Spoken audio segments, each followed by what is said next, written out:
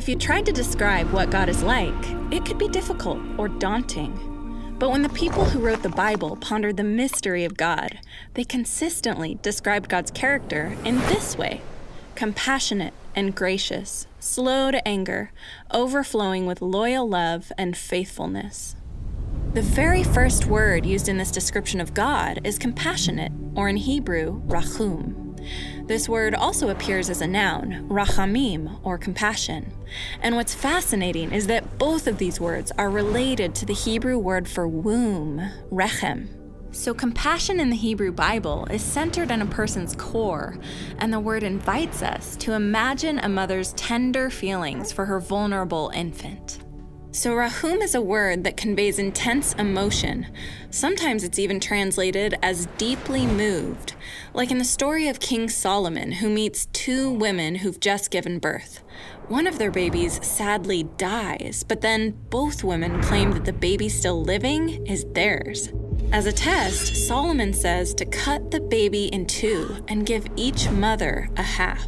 And the baby's real mother is deeply moved. She would rather the other woman take her baby than see her child die. And it's her compassion that reveals that she's the true mother. But rachum isn't just an emotional word. It also involves action. And surprisingly, the word is used most often to describe God's actions, motivated by his emotions. Like when the Israelites are suffering and oppressed in Egypt, God hears their cries and is compelled by his compassion, his rachamim, to rescue them. Then, as the Israelites travel through the dangerous wilderness, they're hungry and thirsty, and God is rachum, caring for them as his own child. He provides everything they need: food, water, and clothing, as he personally guides them. So it's no surprise that when Yahweh reveals his character to the Israelites in the wilderness, he begins by saying he's compassionate. But despite Yahweh's continual rachamim, the Israelites turn away from him time and again. They reject Yahweh's compassion and instead give their allegiance to other gods. And rather than showing compassion to each other, they do violence. And their rebellion results in exile, and they're scattered among the nations. And it's in this dark moment in Israel's story that we come to the book of Isaiah, where Yahweh compares himself to a mother full of rachamim toward her baby. He says, "Can a mother forget her nursing child, or have no compassion or rachamim on the child of her womb? Even if she forgets, I will not forget you." God is full of motherly compassion, and he will rescue his people.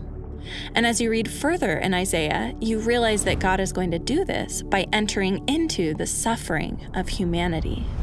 And this points forward to a time when Jesus comes on the scene. He is Yahweh's deep compassion become human. In Greek, the word compassion is oiktirmos. And as Jesus embraces the sick and cares for the outcast, he is deeply moved by human suffering. Jesus compares himself to a mother hen using her wings to shield her chicks from danger as he gathers people into his embrace. And in the ultimate expression of oiktirmos, Jesus is moved by compassion to enter into humanity's suffering, into death itself, to rescue and bring us near to God. And it's this same life of compassion that Jesus calls his followers to imitate, allowing ourselves to be moved by the pain of others, to embrace the hurting, and to participate in relieving suffering in the world. In this way, we too can embody the compassion of Yahweh, or in Jesus' words, be compassionate, just as your Father is compassionate. Now you can see how fitting it is that compassionate is the first word God uses to describe himself. So when we're in pain or see others suffering, we can be certain that God is deeply moved to respond, and that he's there to meet us with his deep compassion.